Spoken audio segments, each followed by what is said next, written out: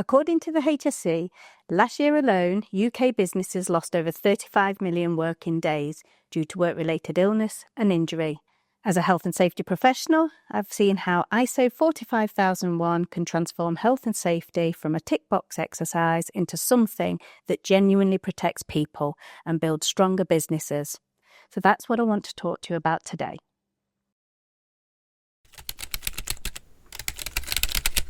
In the UK, every employer already has a duty to protect employees and others from harm under the Health and Safety at Work Act. But the workplace has changed. Employees' wellbeing, mental health and flexible working are now really big parts of conversations. Clients and supply chains are also expecting more from businesses when it comes to businesses being able to demonstrate their safety credentials. So ISO 45001 matters because it helps businesses go beyond that compliance. It shows you're really serious about wellbeing, not just avoiding fines. I've worked with businesses where ISO 45001 has really led to better stress management policies, which in turn has reduced employee burnout and sickness absence rates. Other industries use it for winning contracts and assuring potential clients that they're a safe and responsible partner. In today's world, ISO 45001 isn't just about safety, it's about reputation, trust, staying competitive whilst reducing the business financial impact.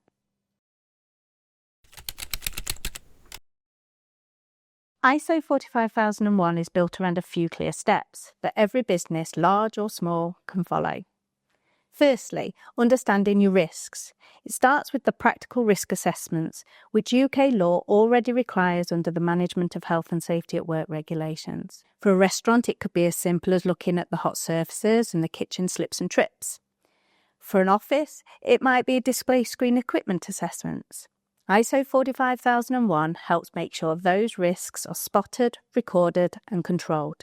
The second step would be staying legally compliant. The standard makes sure you stay on top of the duties, whether that's reporting serious incidents under RIDDOR, checking machinery safety under your PUA, or managing chemicals under your COSH regulations. Instead of reacting when something goes wrong, the system is there to prompt you, to keep you on track of your obligations and evidence your compliance. The third step would be those clear roles and responsibilities. UK law says the employer has a duty of care, but we all have a role to play. Under ISO 45001, leadership must be able to demonstrate their commitment. Managers need to be able to enforce safe systems, and employees are expected to be involved and speak up about risks. For example, I've recently helped a business and their employees choose their own PPE. I provided some options and created a workshop for them to test them in. Their compliance shot up overnight. When people are part of the solution, they take ownership. That's ISO 45001 in action. And the fourth step, consultation and preparation. The standard pushes businesses to involve employees in any decisions.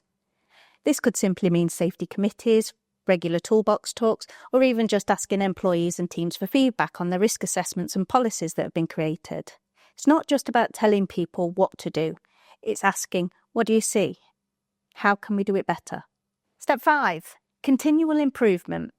Finally, there is a requirement for regular review, learning from near misses, auditing what works, and adjusting.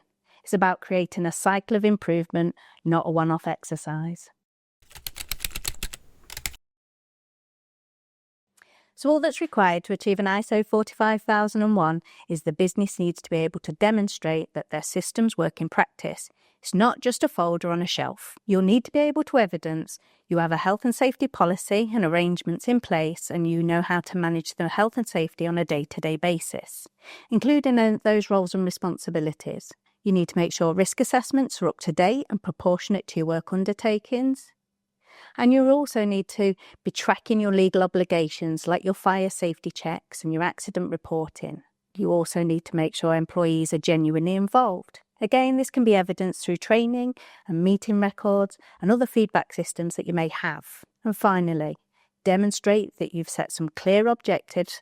For example, reducing manual handling injuries if you have a particular problem, or reducing absence rates. For SMEs, the first step is usually a gap analysis, comparing what you already know and do against the ISO 45001 framework. Most businesses are surprised to find out they're already doing a lot of this work. They just need to formalise and evidence it. Our B certified product has the certification at its heart, and it's there and ready to support any small businesses.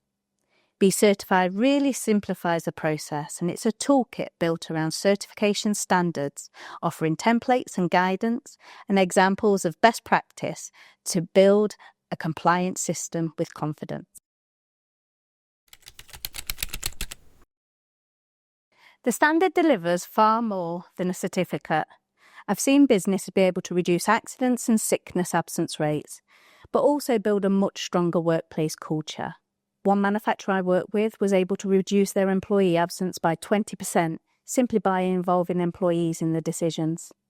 Another family-run business was able to win a major contract because their ISO standard gave the client confidence in their professionalism beyond the business benefits. There is a human element also. Employees feel safer, more valued and more engaged when they know their well-being genuinely matters, and that in turn drives commitment and loyalty.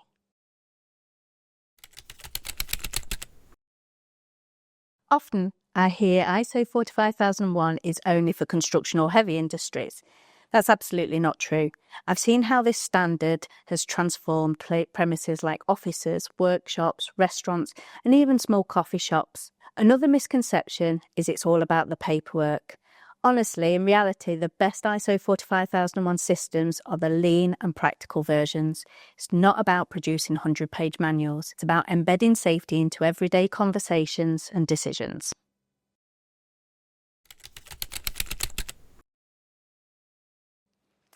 Get leadership buy-in from day one. If directors and owners don't support it, managers, employees and teams won't either. Keep risk assessments simple and practical. Avoid overcomplicating things. The standard encourages you to scale assessments to the size and risk and level of your business. If your employees can't understand your risk assessments, it's too complicated. Implement simple management systems to track your legal obligations, fire drills, emergency lighting testing, training equipment monitoring checks, etc. Simple systems are always the best and simply there to stop things slipping through the cracks. Involve everyone, maximise and encourage employee participation and consultation. When people feel listened to, they are much more engaged. See the ISO 45001 as not a tool, not a tick box exercise. The certificate is nice, but the real win is protecting your people, strengthening your business. The certificate gets you through the door, but the culture shift will keep the benefits going long after this.